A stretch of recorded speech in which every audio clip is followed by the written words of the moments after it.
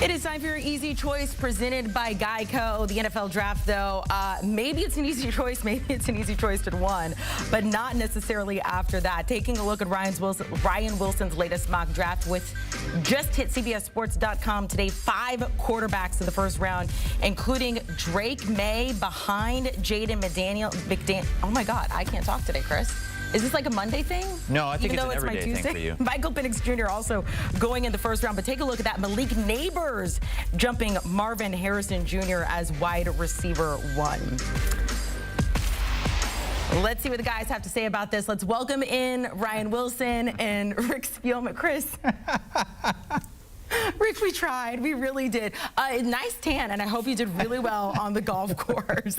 Ryan, let's talk about Jaden Daniels going ahead of Drake Maye to the Commanders. And look, listening to your podcast after the pro days, you guys were really torn on these two guys, and it almost seemed like you liked Drake Maye just a little bit more. How are teams going to decide between these two, Ryan? Amanda, I'm going to need to repeat the question. I spent all last week with Rick, and suddenly he's turned into a turnip or a tomato, and I don't know what to make of it. So I'm going to get my jabs in before he gets them in on me. So last week we were in Baton Rouge, and we saw Jaden Daniels on Wednesday, and we both came away really impressed with what he was able to do. But Rick added the caveat that while Jaden is his QB2, let's just wait 24 hours until we see what Drake Maye looks like. So we made our way to Chapel Hill and saw Drake Maye, and he looked really good as well. He's an inch taller, about 15 pounds heavier. But if you look at the tape in 2023, I think Jaden was certainly more impressive. There's a reason he won the Heisman.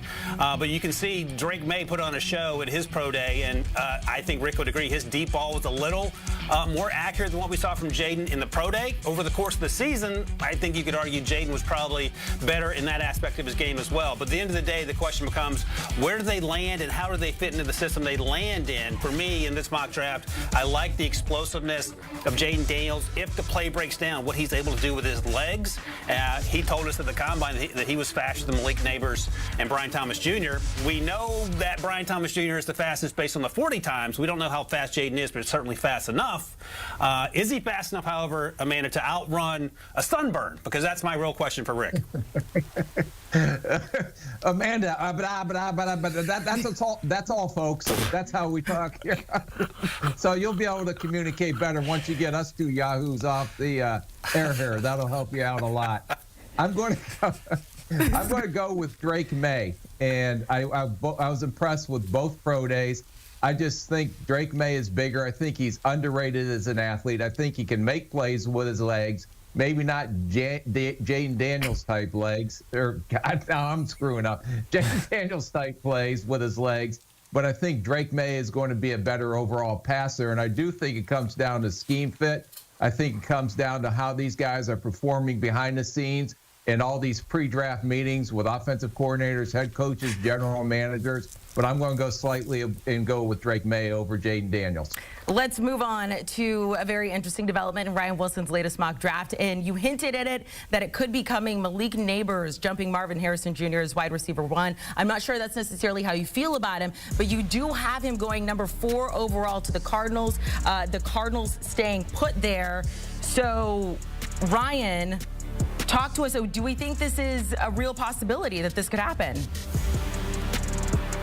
So when I talk to folks around the league, they're of the opinion, and I think Rick agrees with this, that the Cardinals are probably in the Marvin Harrison Jr. business. That's not a bad business to be in. But based on the fact, as our buddy Rick likes to say, if you're going to, am I going to ask you to compete? Are you going to compete? Malik Nabers did exactly that, right? He went to the Combine. He met with teams. He got measured, and then he ran at his pro day. He jumped at his pro day. He lifted weights at his pro day, and he ran routes. And all those boxes that he checked at his pro day last week made him an even more impressive prospect, and that goes along with the fact that he absolutely balled out during the 2023 season. If you told me Malik went ahead of Marvin, I wouldn't be shocked. I think if you're asking about the Cardinals specifically, by the time we get to the draft, they'll probably lean Marvin Harrison Jr., but both are fantastic players. Both are different players in terms of how they play the game. I think Malik Nabers is more Jamar Chase, and I think that we see a little more Larry Fitzgerald and Marvin Harrison Jr. The bottom line is you can't go wrong either way. It's just what type of flavor ice cream are you looking for when you're talking about your wide receivers?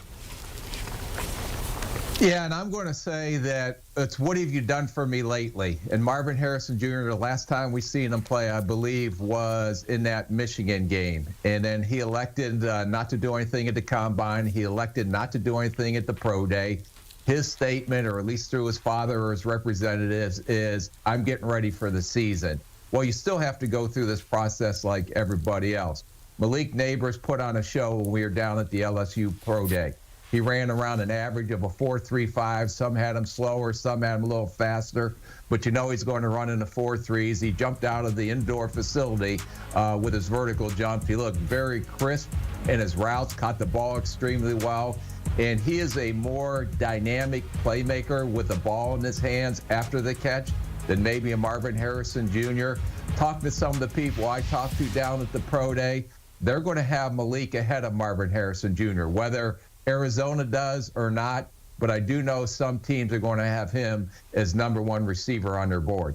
It'll be interesting to see what develops there. Let's talk about the Vikings and the Chargers. Right now, the Chargers have the 5th overall pick. And Ryan, this has been a theme in your latest mock drafts, the Vikings trading up to try to get a quarterback. Here you have them moving to 5 to get J.J. McCarthy. So talk to us about how that goes down and what the Chargers get out of this.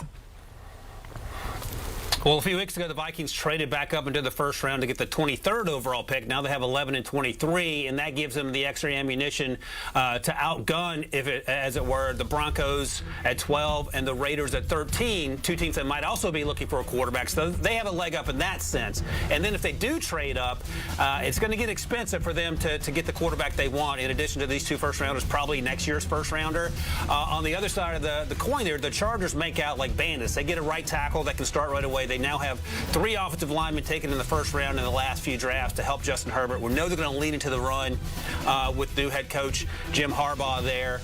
And then they go back at the bottom of the 1st round with that 23rd pick and get wide receiver Brian Thomas Jr. If he's there in real life, I think you run at that opportunity. He had a great pro day last week as well. They lost Keenan Allen to the Bears, and I think you need to restock that cupboard. Mike Williams is gone as well. And even if you're a run-heavy team, you also have Justin Herbert on your team. You need someone for him to throw the ball to. I love the idea of Quentin Johnston's last year's 1st-round pick pairing with Brian Thomas Jr.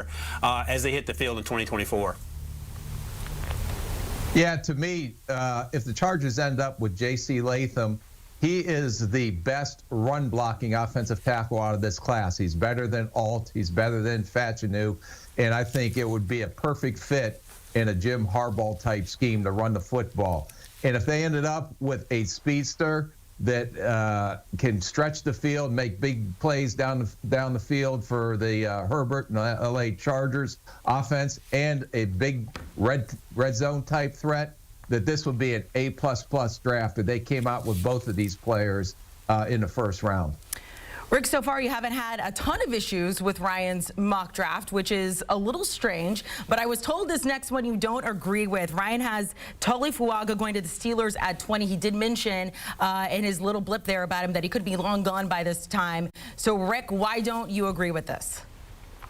Well, I don't understand Ryan being a Pittsburgh Steeler fan and a homer every time we do mock drafts, and every great player going to the Pittsburgh Steelers, which is not realistic, some of the things that he does. But how could you pass on, to me, a perennial Pro Bowl center that could also play guard, and Jackson Powers Johnson? In his mock draft, which was a head-scratcher, he let it go to Miami, which that is a huge need for the Miami Dolphins. Why not take the best player on your board that also fills the biggest need on your offensive line? Mason Cole did not play very well. They don't have a center in place right now. Take a Pro Bowl center, just like they did with Pouncey, and look what Pouncey did for the Pittsburgh Steelers when he was playing for him.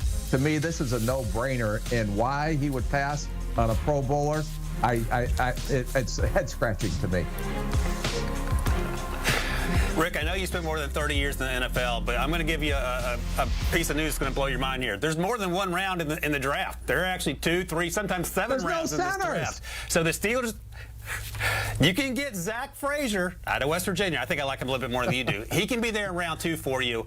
And the other issue is that Fuaga, he's not going to play center, but if you need him to kick inside, he can. But they need a right tackle. They got Broderick Jones last year, and I think if you circle back into round 2 and you're looking at the depth at a starting right tackle versus a starting center, I think you'll probably have more luck finding that starting center there. And that was my thinking there. I know you like Fuaga. We had a chance to talk to him at the Combine, and I think he has a chance to be a day 1 starter. And if you like him at Pittsburgh and you want to run the ball in that Arthur Smith offense that now includes Russ Wilson and Justin Fields, I like the idea a little better of getting Fuaga there. I know you and Jackson Powers Johnson have a very close relationship. I get that part of it, and if the Steelers ended up taking him at 20, I would certainly love that, but I just went with the tackle depth early, circle back in round 2, and try to get that center then. We have one more pick to talk about. It is Kool-Aid McKinstry, cornerback, going to the Packers at 25.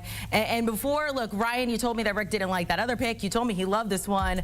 I think this is why, because Rick is the color of the Kool-Aid man today. Rick, why do you, is this the reason you love Kool-Aid McKinstry to the Packers so much? You decided to dress up as the Kool-Aid man today?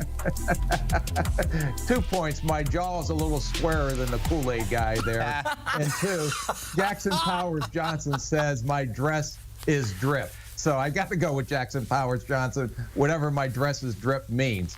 But Kool-Aid McKinstry, to me, I give him a lot of credit. They found out he had a Jones fracture in his foot when he was at the Combine. He performed very well at his pro day. Then he got his foot fixed. He should be ready to go by training camp. He is a vet-savvy corner that can fit both in man and zone. Very good at baiting quarterbacks into throwing the ball his way when they do throw his ball the way. He's more than willing enough, but not a killer in run support. But I think he's the most pro-ready corner coming out in this year's draft. And, Rick, we came into the season, he was supposed to be cornerback 1, and his teammate Terrion Arnold surpassed him. I think they both have a chance to go in the first round. Terrion probably closer to the middle of the first round. But if you're the Green Bay Packers, you have needs at cornerback. Yeah, you have Jair Alexander, excuse me. You have Eric Stokes, the former first-round pick, who has struggled with injury. But after that, it's pretty wide open. You signed Xavier McKinney to play safety, but in terms of the lockdown corner, I think Kool-Aid gives you that. We know he has the ball skills. He has return skills as well. And that 4.47 he ran at his pro day after, as you noted, he couldn't work out of the Combine because of the foot injury. That just solidifies any concerns you may have had about deep speed, because we know he can play fast, and then he ran fast on the track, and I think that checks the final box for teams that may have had questions. Now he has to make sure he's 100% healthy, and I think he has a real good chance to find his way into the top 32. Ryan Wilson, Rick Spielman, we appreciate it. Rick, thank you for being a good sport. I'm just jealous. I could be on the sun for hours and nothing's going to happen. I'm still going to say super pale. So really, this is just jealousy speaking. The 2 guys behind With the First Pick podcast. Hey, Cowboys fans, what about this latest episode, Dallas Cowboys full 7-round mock draft? Make sure to download and follow.